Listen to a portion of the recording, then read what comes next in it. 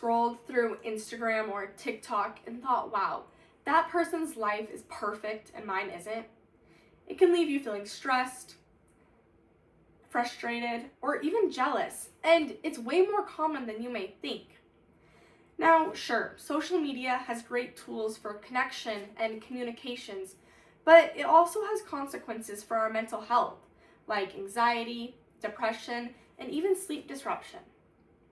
Most of us spend hours online, and being aware of how this affects us can improve our mood and overall well-being. From my own experiences, I've seen how spending too much time on social media and technology can affect us, and I've discovered ways that we can use it more responsibly.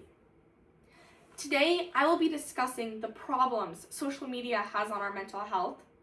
I will be talking about the solutions to minimizing those negative effects and also provide actionable steps to create a healthier relationship with technology. Let's begin by discussing the problems social media has on our mental health. Social media can make us feel anxious, depressed, and have a sense of a low self-esteem.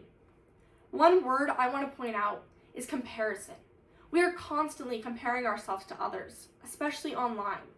Whether it be that perfect family, that perfect relationship, or that perfect model, we need to remember that nobody is perfect. It's so easy for them to edit things and filter things out that they don't want us to see, and constantly comparing ourselves to others online can make us feel inadequate. A higher social media usage is linked to higher rates of depression, and passive scrolling increases negative self-perception. Another huge thing is cyberbullying and harassment. Cyberbullying is a form of bullying but online, so it's really happening 24/7 because it's via phone or via technology. It's always there, and most people are just too scared to report it, which can lead them to feeling isolated and at a higher risk of depression, anxiety, and even self-harm. Another huge thing is sleep and addiction.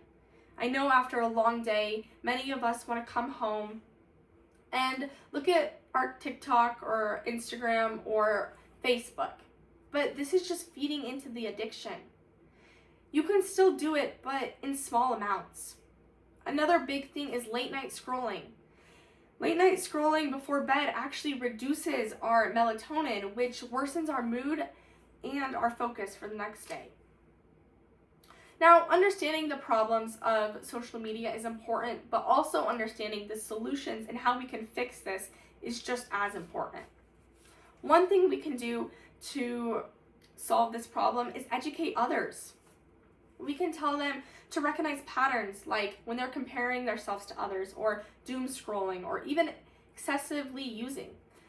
Just reminding them to take a little short break and reminding people that content is often filtered and it's not real life. Another great thing to do is building healthier habits. This can be anything like setting time limits or tracking our screen time. Following positive accounts is so important too. You want to follow people who inspire you and who uplift you, not people who bring you down and have that negative sense of feel. Another great thing to do is just being intentional. Looking at social media not because you're bored, but for connection or to learn something.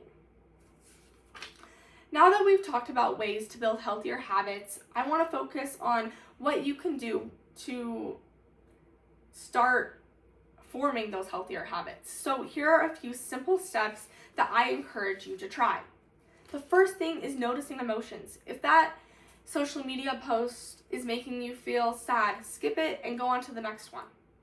Another big thing is just making one small change. I encourage you to just turn off your notifications for the day or turn it off for a couple hours. Taking a break, just setting down the phone and being self-aware, and also putting your phone away at night, even if it's just 30 minutes before bed. Another great thing to do is replacing social media with real life activity. This could be anything from just taking a walk or baking something. Or if you want to be a little more simple, you could just read a book or paint, draw something. By taking these steps, we can start to create a healthier relationship with social media and protect our mental health every day. Now, today we discussed the problems of social media, the anxiety, the depression, the cyberbullying, and the disruption. We also said that there's many solutions to this, like having mindful use, creating good habits, and community programs. I highly encourage you to take control and take a step like monitoring these habits, taking breaks, and just enjoying our real life. Social media is not bad, but excessive use can really harm our mental health. Remember to just make mental health a priority online and offline, and it's also important to remember that your life is worth way more than a screen could ever show. Thank you.